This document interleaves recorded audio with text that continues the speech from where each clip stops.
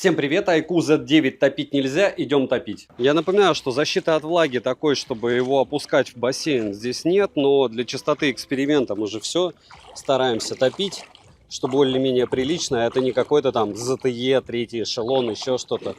iQOO это под бренд Vivo, и даже учитывая, что защиты от влаги здесь нету, он ни разу у меня еще не тонул. Хотя, опять же, все бывает первый раз. Напоминаю, что так делать не стоит, но вдруг у вас падает смартфон в воду, не паникуйте, видите, даже в этом случае, если он не проверен официально по IPX7 или IP67, там же первая цифра это защита от пыли, а вторая это от влаги. Вполне возможно, у вас все будет хорошо. Видите, никаких проблем с ним нет. Смартфон очень интересный. Смотрим. Всем привет! Вы на канале Пользы.нет. Меня зовут Саня. И здесь только подробные обзоры с целью сэкономить вам средства. И сегодня я расскажу вам о интересном смартфоне Vivo iQOO Z9. На Vivo iQOO Z9 Turbo уже был обзор на канале, и заметьте, что внешне они выглядят практически одинаково. Разумеется, я их сравнивать не буду, потому что смысла ноль, так как основные сенсоры здесь одинаковые, а сравню по съемке его с Samsung A35. К слову, кто не подписался на канал, не забудьте подписаться с колоколом, потому что подобных диковинок на канале много. В чем его плюсы?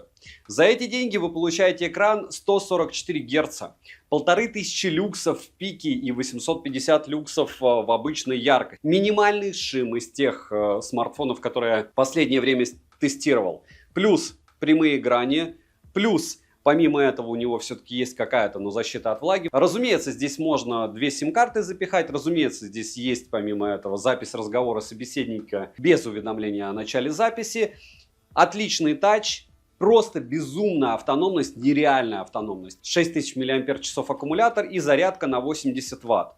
Но все ли так хорошо, как всегда, вы узнаете об этом в ролике. Смотрим. Распаковка. Поставляется данный смартфон в упаковке из плотного картона. На ней есть стандартное название производителя и модели, как и в версии Z9 Turbo, обзор уже которого был на канале. В комплекте мы имеем смартфон с наклеенной защитной пленкой, силиконовый чехол, блок питания с китайской вилкой на 80 Вт, кабель для зарядки с USB-A на Type-C, краткое руководство и ключ для извлечения слота под 2 нано-сим-карты. Карту памяти запихать сюда нельзя. Не супер эконом смартфон. Габариты устройства 163 на 76 на 8 мм и 10,3 мм в толщину вместе с блоком камер. А вес 199 граммов. Тоненький, но не легкий. 7 обзоров в неделю выгружаю, плюс ежемесячно разыгрываю по одному смартфону. На данный момент это Poco X6 Pro. Для участия в розыгрыше необходимо подписаться на канал с колоколом и оставить осмысленный комментарий больше 5 слов. Притом либо в комментарии, либо в описании к своему каналу указать свое имя в телеге. Подписаться на телеграм-канал скидок. Желательно не забыть открыть подписки на YouTube, чтобы рандомайзер мог вас выбрать, и вы автоматически в розыгрыше. Если выиграете, напишу. На стриме присутствовать не обязательно, стримы каждый месяц в конце месяца. Приобрести Z9 можно в черной и зелено-голубой расцветке. Внешний смартфон как копия модели Z9 Turbo. Отмечу, что также есть версия для Индии, и данная модель выглядит иначе. Z9 китайской версии имеет стеклянную тыльную часть и пластиковые рамки. Сборка, учитывая стоимость, хорошая. Z9 имеет защиту от влаги и пыли по стандарту IP64. В начале ролика вы могли наблюдать, как он справляется одновременно с утоплением и видеосъемкой, но топить его, разумеется, нельзя. Грани слегка закругленные, в руке смартфон лежит удобно. На корпусе расположили кнопку питания, качели регулировки громкости, разъем USB Type-C OTG версии 2.0, ИК-порт, микрофоны и стереодинамики, но мини-джека нет. Для персонализации звучания настроек мало, к сожалению, а качество звука такое же неплохое, как и у Z9 Turbo, но не великолепное. Повторяю, что у Honor по мне хуже вибро, но лучше звук в те же деньги. Стерео здесь не полноценная полуторка, вибромотор линейный по оси X настраиваемый, тактильно приятный, но не OnePlus. За эти деньги у OnePlus он лучше, хотя тот же BBK. 4D вибрация для игр, разумеется, на борту, но она отрабатывает только в некоторых играх, и опять же, учитывая, что вибромотор не супер-мега топовый, такая себе. Претензий ни к звуку, ни к вибро нет, но, разумеется, они не флагманские. Смартфон оснащен AMOLED LTPS CSOT S7 дисплеем на 6,78 дюйма с разрешением 2800 на 1260 пикселей с частотой обновления экрана максимум до 144 Гц и поддержкой поддержкой технологии HDR10+. Изменить разрешение можно в настройках, что удобно. Плотность пикселей в 453 ppi. По моим замерам, экран на 100% яркости выдает 852 люкса. В пике же в автояркости экран показывает 1500 люксов, а при измерении прибором ТКА 1200 люксов. Далее, тест на частоту дискретизации касаний выдал не лучший результат, при этом на 10 касаний одновременно экран откликается моментально. PWM затемнение до 3840 Гц. Показатели шима выше 20% не поднимаются, если измерять радексом, а на приборе ТКА шим поднимается до 30%, но это тоже мало. Учитывая, сколько мы используем ТКА, я таких маленьких цифр не видел. С шимом здесь все волшебно. Полноценный Always On Display с обширными настройками в наличии. Далее, разблокировать экран можно при помощи сканера отпечатков пальцев, внедренного в экран распознаванием лиц и стандартными способами разблокировки. Сканер отпечатков пальцев работает довольно быстро. Зарегистрировать отпечаток одного и того же пальца нельзя, притом зарегистрировать можно до 5 отпечатков пальцев. Распознавание лица срабатывает даже под углом. Лица можно внести 2. Процессор здесь установлен Qualcomm Snapdragon 7 Gen 3 с техпроцессором 4 нанометра с 8 ядрами. Максимальная частота которого 2,6 ГГц, графический процессор Adreno 720, оперативная память LPDDR4X на 8 или 12 ГБ. Внутренняя память UFS 2.0. Где-то пишут 2.2, но по тестам 2.0 на 128 или 256 ГБ. Маловато будет, правда, учитывая, что здесь еще и карты памяти нет. Интерфейс Origin OS 4 на базе Android 14 версии. Вроде обещают 2 года обновлений. Русский язык в стоке есть, оповещение можно настроить, как и поменять шрифт. Имеется поддержка Wi-Fi 6 серии, поддержка 5G сетей с функцией Dual 5G, 4G сети и ниже. Поддержки eSIM нет. Для 4G есть третий бенд, но 7 и 20 нету. И есть операторы, которым 7 и 20 бенд для 4G не нужен. А есть еще многие пользователи, кому вообще 4G не нужен, а с 3G здесь проблем, как я понимаю, нету. Во всяком случае, все индивидуально. Bluetooth чип установлен в версии 5.4, Bluetooth кодеков на борту достаточно, NFC смартфон поддерживает, и на данный момент можно спокойно устанавливать MirPay. GPS-тест показывает точность до 4-5 метров. Далее, емкость аккумулятора 6000 мАч. В настройках можно выбрать режим смартфона, а также различные функции для зарядки и оптимизации расхода заряда аккумулятора. PCMark он у меня упорно не хочет проходить. По моим тестам он, наверное, часов 14 выдавал в него, то есть больше, чем турбо. И в Work Performance он выдал 11 тысяч баллов. По зарядке до 80 Вт он поддерживает. Проводная реверсивная зарядка еще на 7,5 Вт здесь есть. Заряжается от 0 до 50% у меня. Он в среднем за 27 минут и в среднем за час он заряжается полностью. И здесь самая магия. Почему этот смартфон просто космос? За 1 час просмотра видео на YouTube по Wi-Fi на 100% яркости, внимание, на 100% яркости, у меня улетело всего 3% заряда. Иногда улетает 4, но это, как говорится, магия электронов. Яркость, разумеется, смартфон не сбрасывает, не греется, и это при воспроизведении видео в 4К на этом смарте по Wi-Fi. За 1 час в игре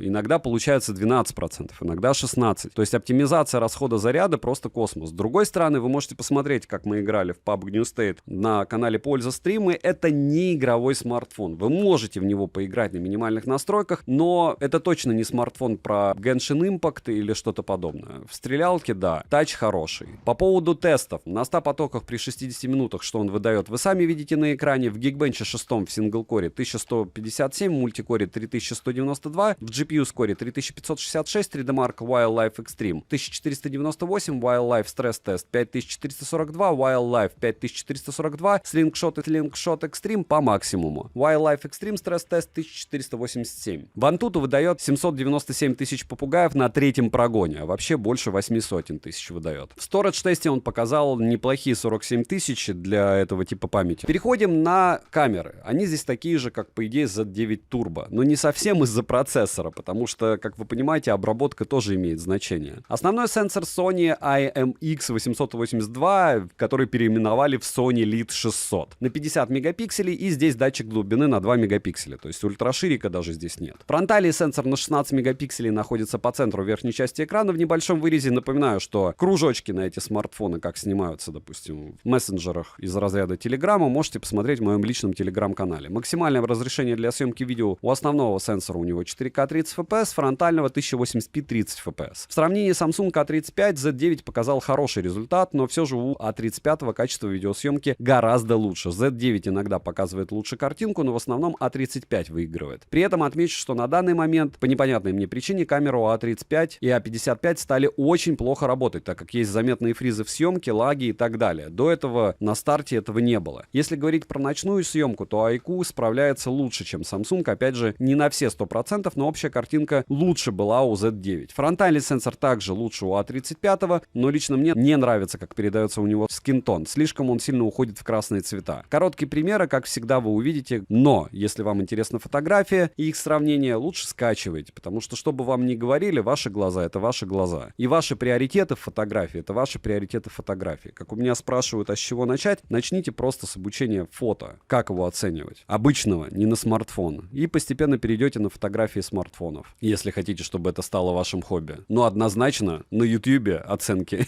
не смотреть, скачивать и оценивать самому. 4К 30 FPS, A35 против iQOO Neo, iQOO Z9. И вот так вы сможете снимать. Я не знаю, почему у iQOO такая хорошая картинка, а Sam's просто лютейшим образом фризит. Может быть, он не прогрелся, сейчас еще подожду. И у A55 такая же беда пошла, кстати, после последней обновы. Сейчас я еще подождал, и Samsung стал чуть-чуть лучше снимать. Но прям совсем чуть-чуть. Я не знаю, что за проблема у A55 и у A35 сейчас по съемке. Потому что, ну, какая-то прям беда. Я смотрел сравнение A55 с остальными телефонами. Я уже стал сравнивать по видео китайцев с китайцами. Сейчас хотя бы китайцев с корейцами сравниваем. Samsung Корея. Это дело у нас Китай, iQOO. Хотя корпорация BBK, она большая. Но в целом, допустим, я думаю, минута съемки нам хватит для того, чтобы ощутить всю глубину глубин. И с A35 вот по стабу, по всему остальному я не вижу смысла сравнивать. Хотя, опять же, ну, допустим, нет, все очень плохо у A35.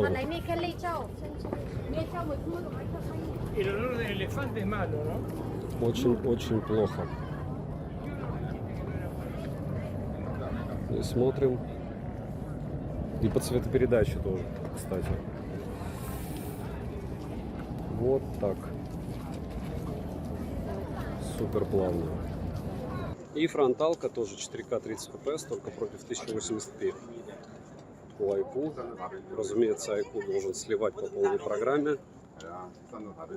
Само собой, все это делаем в движении. Встаем. Ведем постепенно. Ну, даже по тому, что у меня позади, видно, что не конкурент iQOO Samsung. Даже A35. 4К 30 FPS — это то чувство, когда ты упорно пытаешься получить картинку без фризов с Samsung. И вроде бы это получается, когда ты просто стоишь на месте. Ну, хотя бы так, правильно? Кстати, Pantec, правильно, мне кажется, называю, сумка под эти фотики. Очень удобно. FX3 даже залезает, заползает. Вот так. Что, 4К 30 FPS, съемка с двух рук, противное максимально освещение, стандартное максимально объекты у нас. То есть мы и флагманы здесь тестируем, и бюджетники. И особенно интересно это в сравнении, правда? Если вот так медленно вести, то вы получите примерно вот такую картинку. Ну и конь лучше, наверное, на...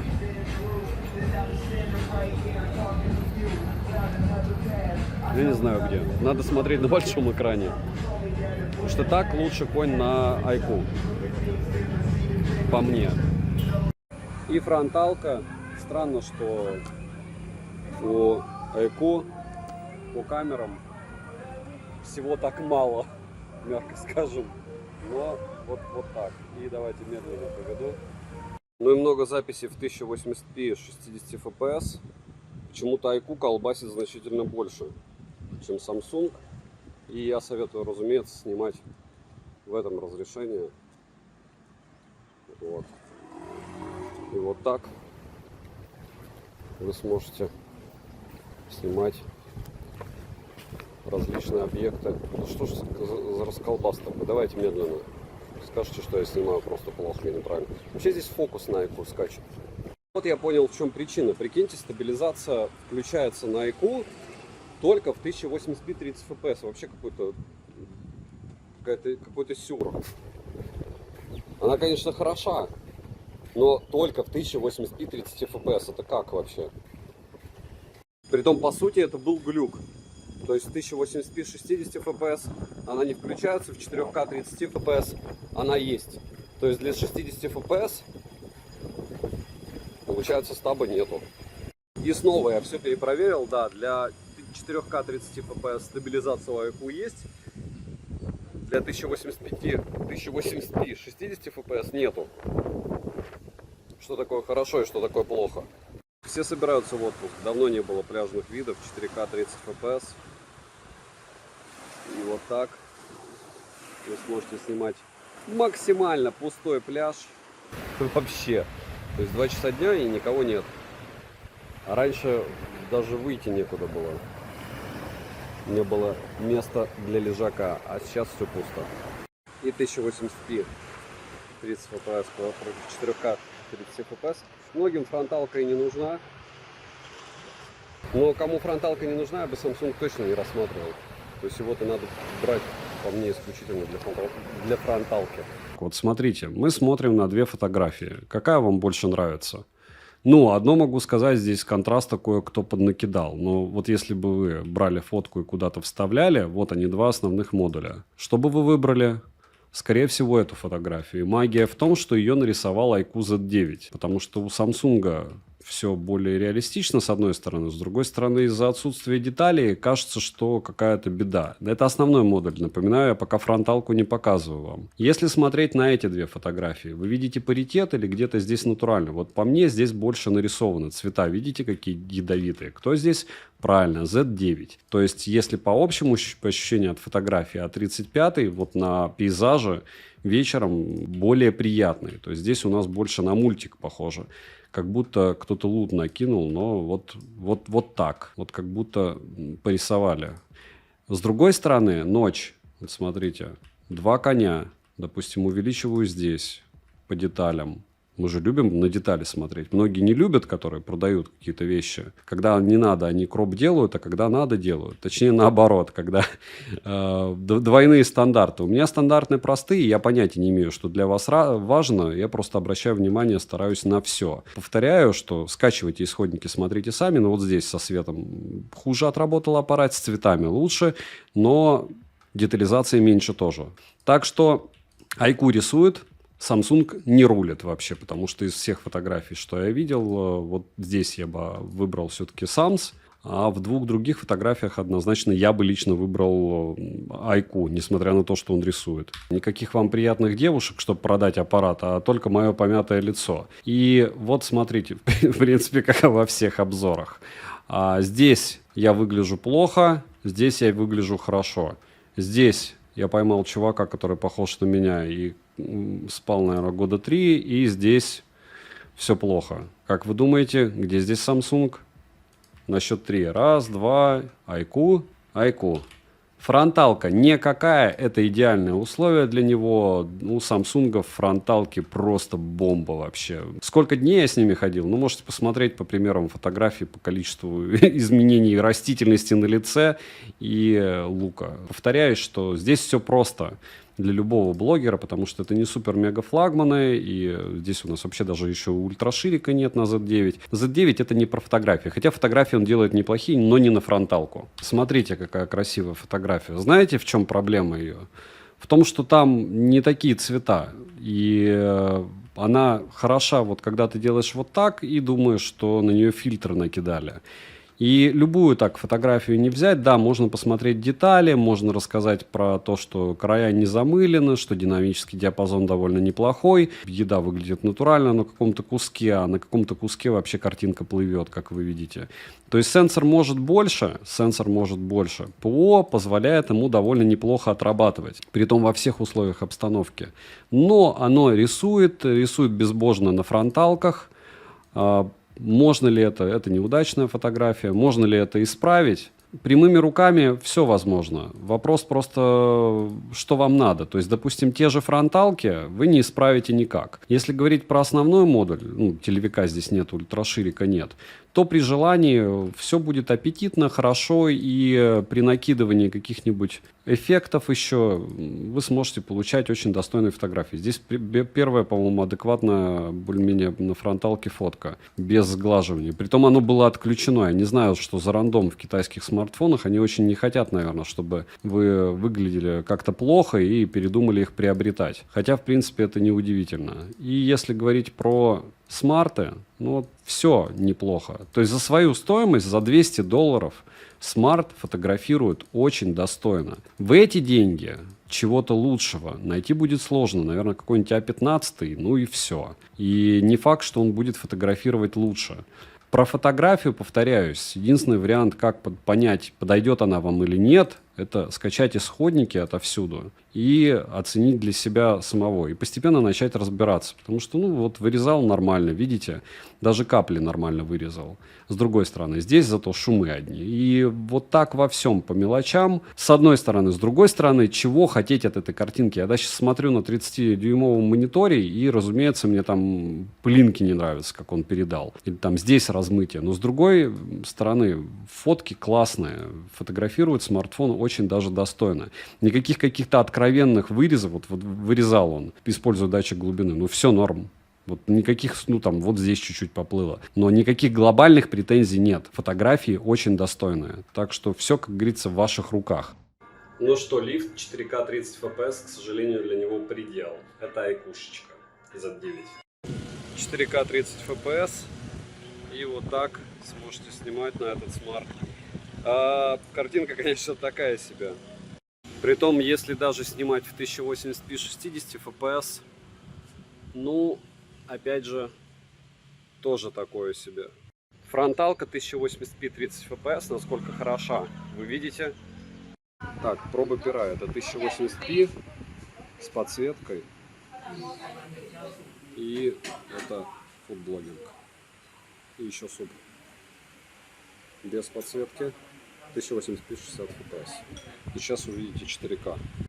И 4К. Ну, такое себе. По мне лучше было 1080. Хотя, нет, вот без с подсветкой 4К приятнее выглядит. Еще если на какой-нибудь штатив повесить, да? Приятного аппетита всем. Фронталка 1080p 30 FPS. Хочешь стать моложе, бери фронталку от Айку, да? Даже фильтров не надо. Так, 4К 60 FPS и бесполезный, никому не нужный экстрим. Это я не про съемку с одной руки сейчас, а про то, что я планирую снимать и ехать. Но для этого надо еще подождать. Во всяком случае, вы сейчас слышите, как работают микрофоны данного девайса. И напоминаю, что он сейчас у меня в чехле находится. Что это не камерафон, претензий на камерафон у него вообще нет никаких. И это неплохо, не хорошо, но не удивительно. Вот так сможете снимать с одной руки. Разумеется, два смартфона с одной руки сравнивать я не буду, но для одного картинка интересная по мне. И что еще можно добавить? Что Айку плохого я еще не помню, чтобы делала. Вот сейчас можете сравнить с 1080p 60 FPS эти 4К 30 FPS. По мне в 1080p 60 FPS картинка поприятнее, чем в 4К 30 FPS. Особенно для потребления на каком-то контенте. Вот так вот борьба за выживание и за территорию происходит в животном мире. Ну а если без сравнения 4К 30 FPS, выглядело бы вот так. Все равно рваная какая-то съемка с выпаданиями кадров. Это для сравнения, как он может снимать в 1080p 60 FPS. Мне кажется, просто процессор, который многие, кто особенно Huawei, хвалят и покупают до старта продажи глобалки где-то. Говорят, что процессор не имеет значения. Вот смотрите, на 1080p 60 FPS автофокус работает тоже с тормозами, кстати. Раз. Да. И фронталка 1080p 30 FPS. Еще фронталка. Немного 1080p 60 FPS в движении. Так никогда не делаем, но я думаю, многим будет интересно, потому что многие снимают в движении, что на байках, что на велосипедах, что, допустим, на машинах в движении. И если медленно ехать, очень медленно, максимально медленно, то вот так вы примерно сможете снимать в идеальных условиях для камеры, потому что лишнего света сейчас нету вообще. Ночь, фронталка, съемка. Айку. 4К 30 FPS, ночь, фронталка, съемка.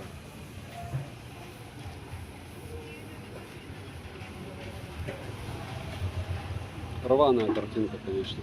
4К 30 FPS, освещение домашнее, и снимаем, как варится кофе на iQOO Z9.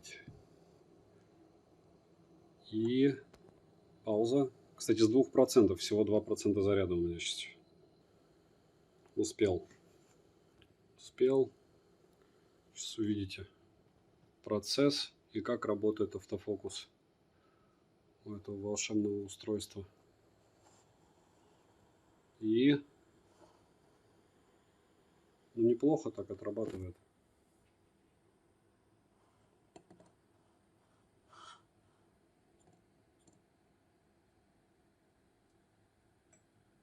Очень даже хорошо.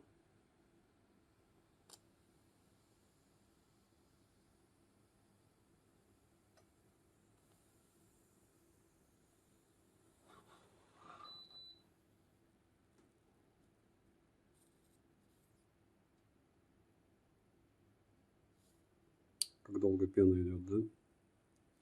Но зато вы видите, что происходит с камерой. 4К 30 FPS, какая здесь стабилизация. Съемка с двух рук. Это максимум, что может смарт. Притом есть еще дополнительное освещение небольшое в виде студийной лампы. Вот так сможете снимать. 4К 30 FPS. Вот так вот съемка. Ощутите, как хорошо выглядит все без сравнения, да?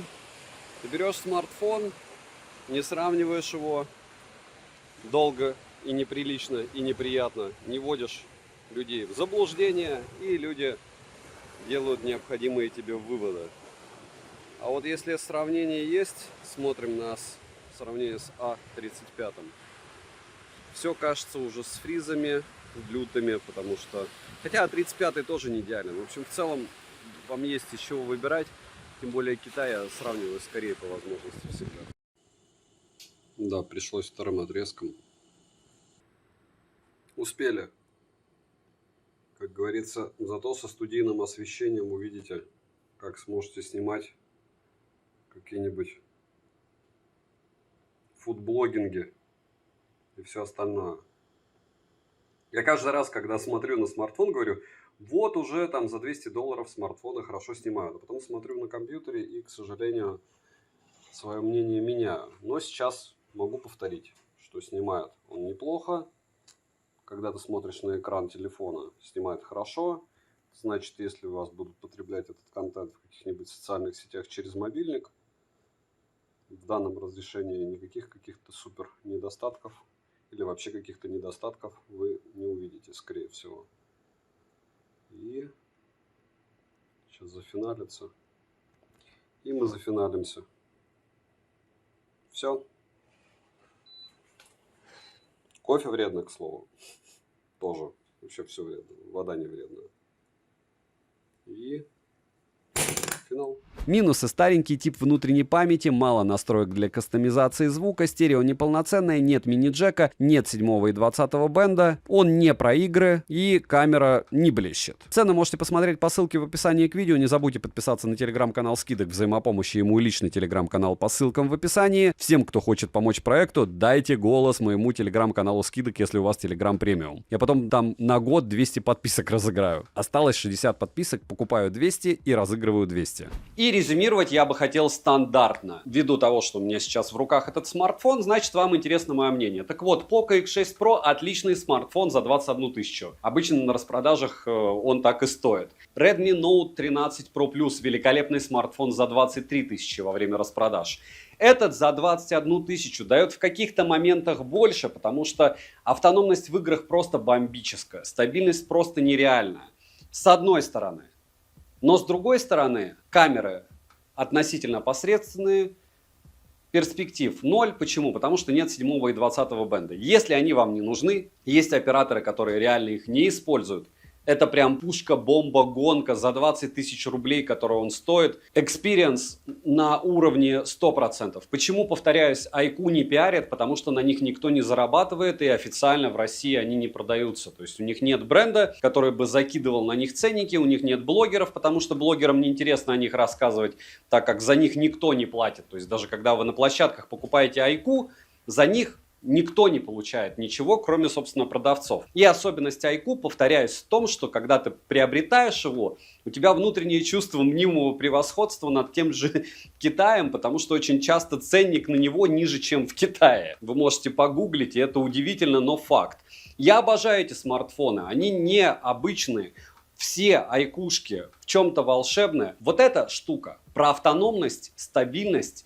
И, разумеется, вы там 144 Гц мало где увидите. И за этот двадцатник в моем мире, хотя я начал с Poco и всех остальных с глючным датчиком приближения, Redmi, который тоже не идеален.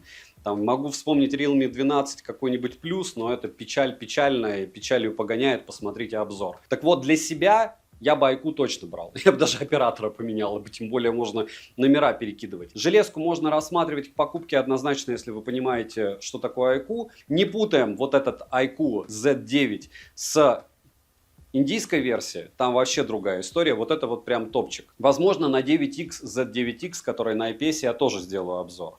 В целом, повторяюсь, от меня, лично от меня, девайс сюда. Пишите, делать ли еще обзоры на подобные китайские штуки. Повторяюсь, что мне это интересно, и поэтому я это покупаю и обозреваю. Продаю я их в ноль. То есть я на них не зарабатываю ничего. На других смартфонах часто очень зарабатываю. И iQOO, сразу говорю, не блокирует. То есть Realme китайские и китайские OnePlus блокируют, мы запоминаем. В принципе, все. Повторяюсь, огромное спасибо за просмотр. Подписывайтесь на канал с колоколом. Добра и удачи вам, дорогие друзья.